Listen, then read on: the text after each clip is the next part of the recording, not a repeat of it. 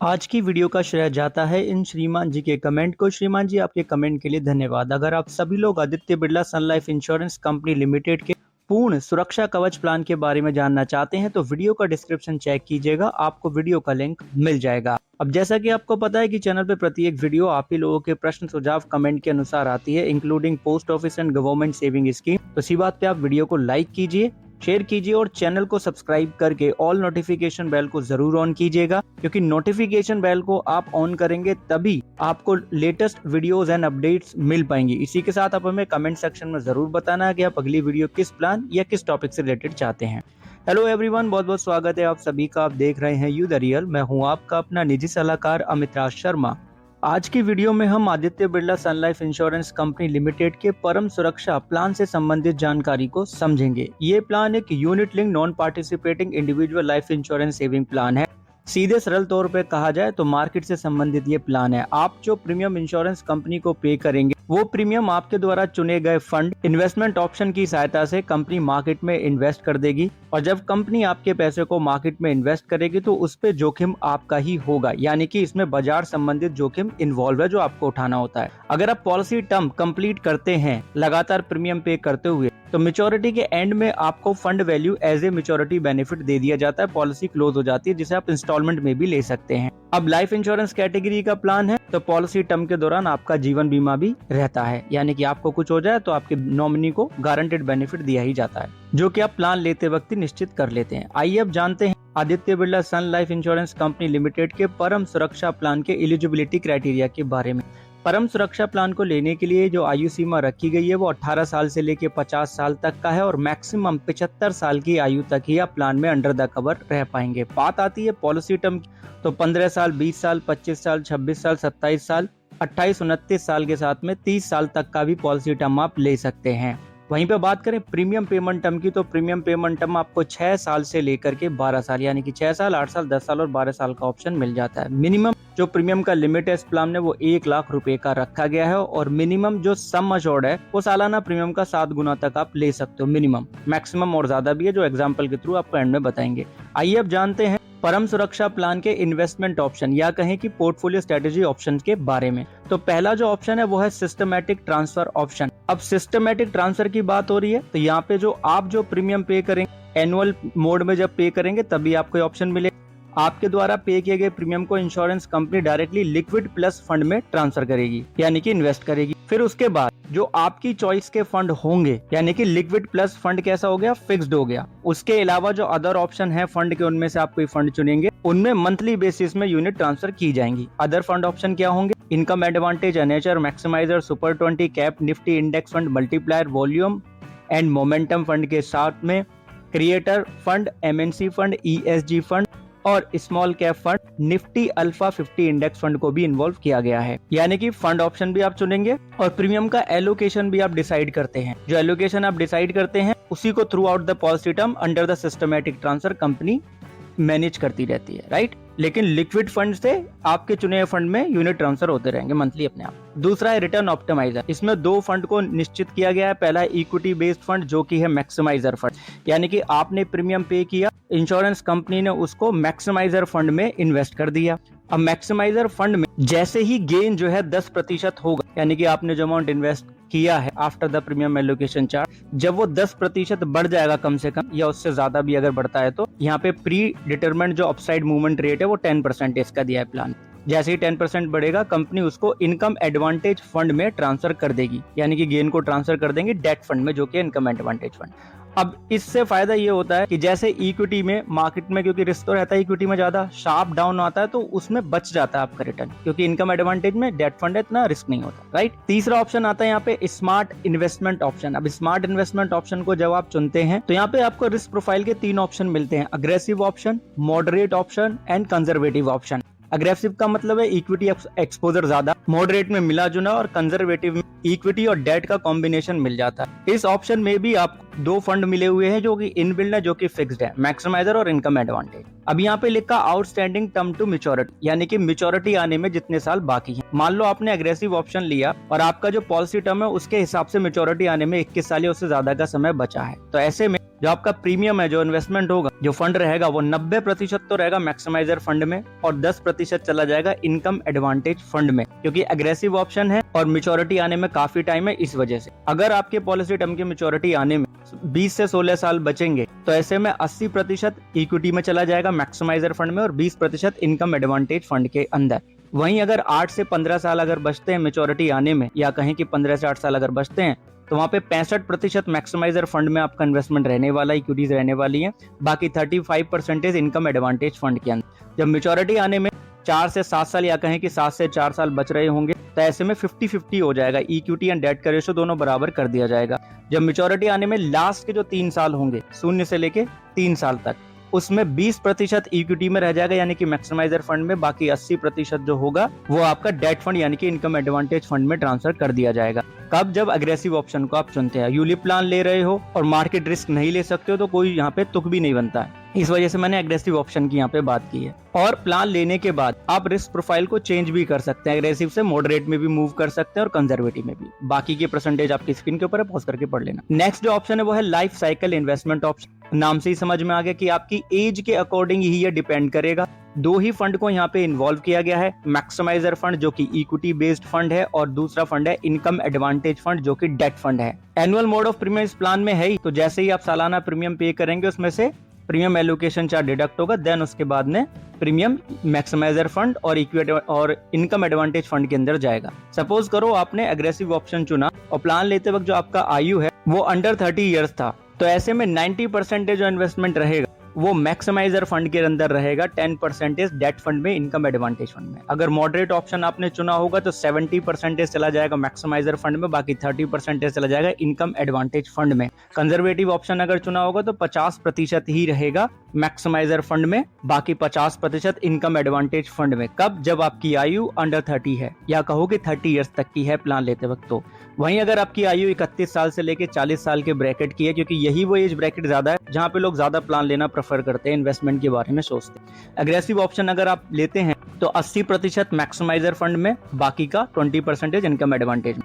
Moderate option चुनेंगे तो 60% maximiser fund में यानी कि इक्विटी में, बाकी का 40% डेट में यानी कि इनकम एडवांटेज फंड में जाएगा। तो इसी तरीके से एज पर द एज यहाँ पे दिया हुआ है, पॉज करके आप पढ़ सकते हैं। बाकी इस ऑप्शन में भी आप अपने रिस्क प्रोफाइल को चेंज कर सकते हैं, एग्रेसिव से लेके मॉडरेट या कंजर्वेटिव में जा सकते हैं पॉलिसी टर्म के दौरान। नेक्स्ट जो ऑप्शन है वो है सेल्फ मैनेज इन्वेस्टमेंट ऑप्शन। यहाँ पे सब कुछ आप करते हो। प्लान के अंदर 19 फंड के ऑप्शन दिए गए हैं, आप अपनी इच्छा अनुसार फंड चुनते हैं, अपनी इच्छा अनुसार प्रीमियम एलोकेशन डिसाइड करते हैं और आप जब चाहे एक फंड से दूसरे फंड में स्विच भी कर सकते हो, राइट। इसी के साथ में आपको प्लान राइडर्स भी ऑफर कर देता है as per the policy document, जैसे कि accidental benefit rider plus comprehensive critical illness rider मिल जाता है, और इसी के साथ में इसमें आपको वेवर ऑफ प्रीमियम राइडर भी मिल जाता है। अगर आपके बच्चे हैं, माइनर हैं और ये प्लान ले रहे हो तो क्रिटिकल इलनेस राइडर ले सकते हो अगर आप चाहो तो, जस्ट फॉर इन्फॉर्मेशन। अब हम जानेंगे आदित्य बिरला सन लाइफ इंश्योरेंस कंपनी लिमिटेड के परम सुरक्षा प्लान के बेनिफिट के बारे में। सबसे पहला है return of premium allocation charge. जितना चार्ज कटता है उसका डबल आपको मिल जाता है। कैसे मिले? पहले साल जो आपका चार्ज कटेगा वो पॉलिसी के 10वें साल के अंत में आपको मिल जाएगा। कितना मिलेगा? डबल मिलेगा। प्रीमियम एलोकेशन चार्ज को मैंने शॉर्ट में लिख दिया है PAC, राइट। और जो चार्ज आपका दूसरे साल पे कटना होगा, डिडक्ट होना होगा, वो पॉलिसी के 11वें साल के अंत में आपको मिल जाएगा। प्लान में प्रीमियम एलोकेशन चार्ज 4 साल तक ही कटता है, तो इसी तरीके से आपको मिलता रहेगा पॉलिसी के 13वें साल के अंत तक return of premium allocation charge, यानी कि जो भी प्रीमियम एलोकेशन चार्ज डिडक्ट होगा वो आपको दुगना होकर के वापस मिल जाता है इस प्लान के अंदर, ठीक है। तो तीसरे साल पे जो डिडक्ट होगा वो 12वें साल के अंत में मिल जाएगा, राइट। इसी के साथ में प्लान में आपको मोर्टेलिटी चार्जेस जो लगते हैं वो भी आपको रिटर्न हो जाता है। सेम इसी तरीके से पहले साल जो डिडक्ट हुआ है वो 11वें साल के अंत से मिलना चालू, मतलब 11वें साल की शुरुआत से ही मिलना चालू हो जाता है। जब तक आपको डिडक्ट होगा उसी के अनुसार आपको वापस मिलता रहेगा, जितना डिडक्ट होगा उसका दुगना मिलेगा। आप एक फंड से दूसरे फंड में स्विच कर सकते हो। मिनिमम जो स्विच है 5000 रुपए का होना चाहिए। किसके अंदर? सेल्फ मैनेज और सिस्टमेटिक ट्रांसफर ऑप्शन के अंदर। आप चाहें तो अपने इन्वेस्टमेंट ऑप्शन को भी चेंज कर सकते हैं पॉलिसी का 1 साल कंप्लीट होने के बाद, राइट। नेक्स्ट जो बेनिफिट है यहाँ पे वो है फ्री प्रीमियम रिडायरेक्शन का। 1 साल के अंदर 12 फ्री प्रीमियम रिडायरेक्शन मिलते हैं। आपको लगता है कि किसी फंड में आपने पैसा लगाया वो वैसा परफॉर्म नहीं कर रहा, तो दूसरे फंड में आप करना चाहते हो तो आप घटा बढ़ा सकते हो रेशो को, उसी को हम रिडायरेक्शन कहते हैं। अगर आपको लगता है कि अभी जो आप प्रीमियम पे कर रहे हैं वो आगे चल के नहीं पे कर सकते हैं, तो पॉलिसी के 5 साल कंप्लीट होने के बाद में आप प्रीमियम को रिड्यूस कर सकते हैं। जब आप ऐसा करते हैं तो सम अश्योर्ड भी रिड्यूस हो जाता है। आप मैच्योरिटी को किस्तों में ले सकते हैं सेटलमेंट ऑप्शन के अंदर। मैच्योरिटी डेट से 15 दिन पहले आपको कंपनी को रिक्वेस्ट करनी होती है और सेटलमेंट पीरियड 5 साल का होता है, जिसमें आपको अगले 5 साल तक जो मैच्योरिटी बेनिफिट है वो किस्तों में मिलता रहता है इंस्टॉलमेंट में। ठीक है जी। यहाँ पे अब बात आती है पार्शियल विड्रॉल की, तो ये भी एक इम्पोर्टेंट बेनिफिट ही होता है। पार्शियल विड्रॉल की कंडीशन सेम है कि पॉलिसी के पहले 5 साल तो कंप्लीट होने ही चाहिए और बीमा धारक की आयु 18 साल की होनी ही चाहिए, तभी वो पार्शियल विड्रॉल हो पाएगा। मिनिमम पार्शियल विड्रॉल का लिमिट है 5,000 रुपए का। मैक्सिमम पार्शियल विड्रॉल का लिमिट है वन टाइम रिक्वेस्ट जो करते हो उसमें आपके फंड वैल्यू का 25%, राइट। और जब आप विड्रॉल करते हैं ये आपको जब ही मिल सकता है जब आपका फंड बैलेंस जो है आफ्टर विड्रॉल आपके सालाना प्रीमियम के बराबर हो ही। मैक्सिमम 1 साल के अंदर अपने फंड वैल्यू का 50% तक आप विड्रॉल कर सकते हैं, लेकिन विड्रॉल जो बैलेंस है, मतलब विड्रॉल के बाद जो फंड बैलेंस है सालाना प्रीमियम के बराबर तो होना ही चाहिए। दूसरा ऑप्शन आपको मिल जाता है इसमें सिस्टमैटिक विड्रॉल फैसिलिटी का। इसमें भी कंडीशन सेम है कि 5 साल तो कंप्लीट हो और बीमा धारक की आयु 18 साल की होनी ही चाहिए, तभी सिस्टमैटिक विड्रॉल को ऑप्ट किया जाता है। यहाँ पे परसेंटेज रहता है कि आप अपने फंड वैल्यू का 5% सालाना विड्रॉल करना चाहते हो या 10%। जैसे ही पॉलिसी के 5 साल कंप्लीट होते हैं उसके बाद में सिस्टमैटिक विड्रॉल आप अवेल कर सकते हो। जैसे ही पॉलिसी टर्म कंप्लीट होगा आपको फंड वैल्यू मिल जाएगा मैच्योरिटी के तौर पे, जिसे आप लमसम भी ले सकते हो और सेटलमेंट पीरियड के अंदर भी ले सकते हो, यानी किस्तों में भी। प्लान के अंदर जो डेथ बेनिफिट है वो कहता है कि जो आपने सम अश्योर्ड लिया है उसमें से पार्शियल विड्रॉल घटा दिया जाएगा। कौन सा पार्शियल विड्रॉल? जैसे मान लीजिए डेथ हुई तो डेट ऑफ डेथ से लेके जो लास्ट के जो 2 इयर्स बैठ रहे होंगे उसमें जितना पार्शियल विड्रॉल हुआ वो माइनस किया जाएगा सम अश्योर्ड में से भी, और टोटल पेड प्रीमियम का 105% निकालेंगे, उसमें से भी लास्ट 2 ईयर का पार्शियल विड्रॉल माइनस किया जाएगा। उसका कंपैरिजन कर लिया जाएगा फंड वैल्यू के साथ में। दोनों में से, मतलब इन तीनों में से जो भी अमाउंट ज्यादा होगा वही होगा डेथ बेनिफिट जो नॉमिनी को पे कर दिया जाएगा, और डेथ बेनिफिट पे करने के बाद में पॉलिसी टर्मिनेट हो जाती है इसमें। ठीक है, आइए अब जानते हैं आदित्य बिरला सन लाइफ इंश्योरेंस कंपनी लिमिटेड के परम सुरक्षा प्लान चार्जेस के बारे में। तो हम यहाँ पे फंड मैनेजमेंट चार्ज के साथ में फंड के नाम और परफॉर्मेंस भी जान लेंगे। जैसे कि सबसे पहला फंड ऑप्शन है यहाँ पे लिक्विड प्लस, जिसे कंपनी ने 9/3/2012 को लॉन्च किया था। इस फंड पे जो फंड मैनेजमेंट चार्ज आपको सालाना लगता है वो आपके फंड वैल्यू का 1% यानी कि 1% लगेगा। बहुत ही कम रिस्क आपको इस फंड में होता है क्योंकि इक्विटी एक्सपोजर नील है, और डेट ऑफ इंसेप्शन से लेके इसका जो एवरेज रेट ऑफ रिटर्न रहा है वो 6.46% का रहा है। फिर है इनकम एडवांटेज फंड, जिसको कंपनी ने 22 अगस्त 2008 को लॉन्च किया। इसका भी जो फंड मैनेजमेंट चार्ज है वो एवरेज फंड वैल्यू का सालाना 1% ही है। ये भी वेरी लो रिस्क कैटेगरी का ही फंड है। अगस्त 2008 से लेके अब तक जो इसका रेट ऑफ रिटर्न रहा वो 8% से कुछ ज्यादा रहा है। तीसरा जो फंड ऑप्शन है यहाँ पे वो है अश्योर्ड, जिसको कंपनी ने 12 सितंबर 2005 में लॉन्च किया। इसका भी जो फंड मैनेजमेंट चार्ज है सालाना वो आपके एवरेज फंड वैल्यू का 1% हर साल लग जाता है। ये भी वेरी लो रिस्क कैटेगरी का ही फंड है। इसका जो एवरेज रहा है रेट ऑफ रिटर्न सितंबर 2005 से लेके अब तक वो 8% से कुछ ज्यादा रहा है। नेक्स्ट ऑप्शन है यहाँ पे प्रोटेक्टर फंड। प्रोटेक्टर फंड को इंश्योरेंस कंपनी ने 22 मार्च 2001 को लॉन्च किया। इसमें भी जो फंड मैनेजमेंट चार्ज है वो आपके फंड वैल्यू का 1% लगता है सालाना। ये लो रिस्क कैटेगरी का फंड है। इसका भी जो रेट ऑफ रिटर्न रहा है वो 8% से कुछ ज्यादा रहा है मार्च 2001 से लेके अब तक। ठीक है, और ये कम ज्यादा होता रहता है समय अनुसार, फिक्स नहीं होता। नेक्स्ट जो फंड ऑप्शन है वो है बिल्डर फंड। इसको भी कंपनी ने 22 मार्च 2001 में लॉन्च किया। सेम फंड मैनेजमेंट चार्ज है, फंड वैल्यू का 1% ही लगता है बिल्डर फंड में भी। ये भी लो रिस्क कैटेगरी का फंड है, और मार्च 2001 से लेके अब तक का जो उसका रेट ऑफ रिटर्न है वो 9% से ज्यादा का रहा है। ये भी कम ज्यादा हो सकता है। अगला जो फंड ऑप्शन है वो है एनहेंसर फंड। एनहेंसर फंड का जो डेट ऑफ इंसेप्शन है वो सेम ही है, 22 मार्च 2001। अब इस फंड पे जो फंड मैनेजमेंट चार्ज है वो आपके सालाना एवरेज फंड वैल्यू का 1.25% लगता है। फंड वैल्यू को शॉर्ट में FB कर दिया है। मीडियम रिस्क कैटेगरी का फंड है, 10% से कुछ ज्यादा इसका रेट ऑफ रिटर्न रहा है। अगला जो फंड ऑप्शन है वो है क्रिएटर फंड, जिसे कंपनी ने 23 फरवरी 2004 को लॉन्च किया। इस फंड में भी जो फंड मैनेजमेंट चार्ज है वो एवरेज सालाना फंड वैल्यू का 1.25% हर साल लगेगा। मीडियम रिस्क कैटेगरी का ही ये भी फंड है, और इसका जो एवरेज रेट ऑफ रिटर्न रहा है वो 11.89% का रहा है। ये भी कम ज्यादा आगे चल के हो सकता है। अब जो नेक्स्ट फंड ऑप्शन है वो है असेट्स एलोकेशन फंड, जिसको कंपनी ने 24 सितंबर 2015 में लॉन्च किया। किसको? असेट्स एलोकेशन फंड को। इस फंड पे भी सालाना फंड वैल्यू के एवरेज का 1.25 5% ही आपको फंड मैनेजमेंट चार्ज लगेगा। हाई रिस्क कैटेगरी का फंड है, यानी कि इक्विटी एक्सपोजर ये आपको यहाँ पे मिलता है, इसलिए 12% से ज्यादा का इसका रेट ऑफ रिटर्न रहा है। नेक्स्ट फंड की तरफ चलते हैं। नेक्स्ट फंड ऑप्शन है मैग्नीफायर। जैसा कि आप स्क्रीन पे देख रहे हैं, 12 अगस्त 2004 को कंपनी ने लॉन्च किया। साल के एवरेज फंड वैल्यू का 1.35% सालाना फंड मैनेजमेंट चार्ज लगेगा। हाई रिस्क कैटेगरी का ये फंड है और इसका जो एवरेज रेट ऑफ रिटर्न है वो 13% से कुछ ज्यादा रहा है। फिर नेक्स्ट फंड ऑप्शन है हमारा मैक्सिमाइजर फंड। देखिए वीडियो को फुल स्क्रीन पे देखेंगे तभी आपको क्लियर नजर आएगा। 12 जून 2007 को कंपनी ने लॉन्च किया। फंड मैनेजमेंट चार्ज सेम ही है, 1.35% सालाना एवरेज फंड वैल्यू का।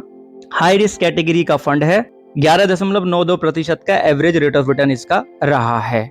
30 अक्टूबर 2007 को कंपनी ने मल्टीप्लायर फंड को लॉन्च किया।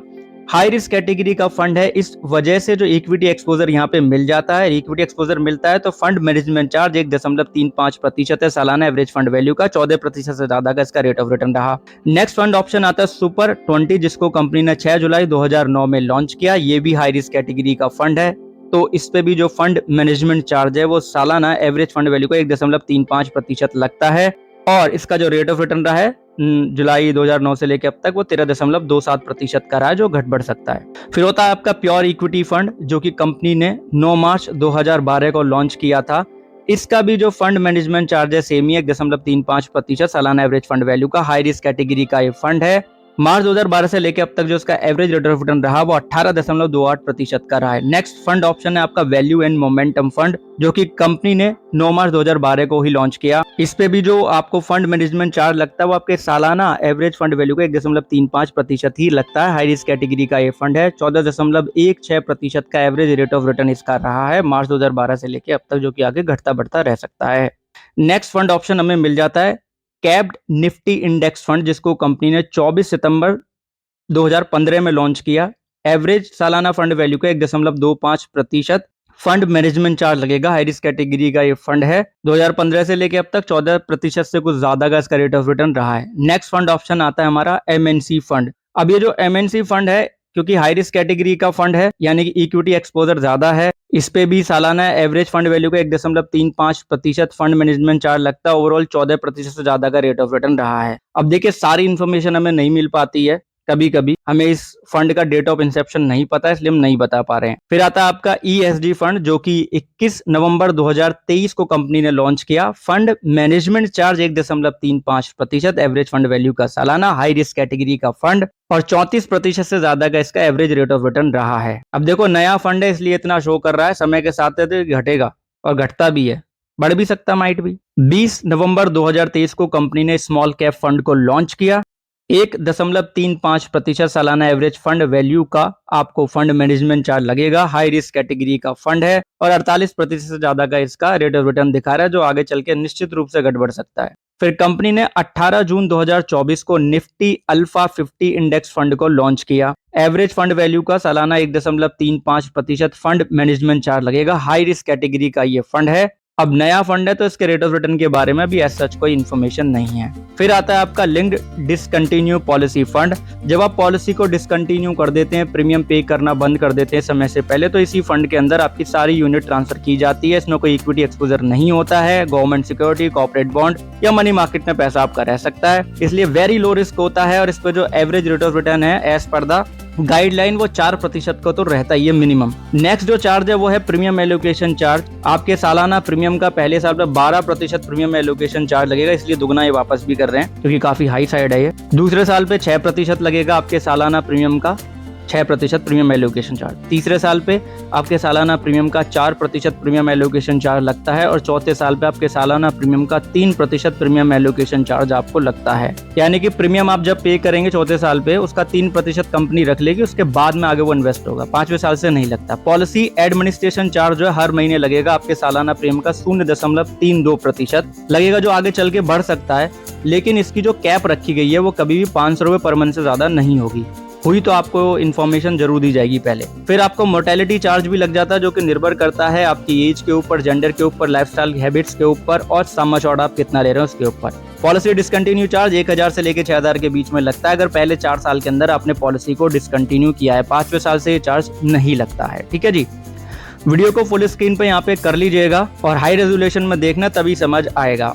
पॉलिसी ब्रोशर में लिखा गया है श्रीमान वर्मा है जिनकी आयु 35 साल की है। उन्होंने आदित्य बिरला सन लाइफ इंश्योरेंस कंपनी लिमिटेड का परम सुरक्षा प्लान लिया। सालाना 1 लाख रुपए का प्रीमियम पे कर रहे हैं और सम एश्योर्ड मल्टीप्लाई चुना उन्होंने 30। इस वजह से सालाना प्रीमियम का 30 गुना यानी कि 30 लाख रुपए का उनका लाइफ कवर हो गया।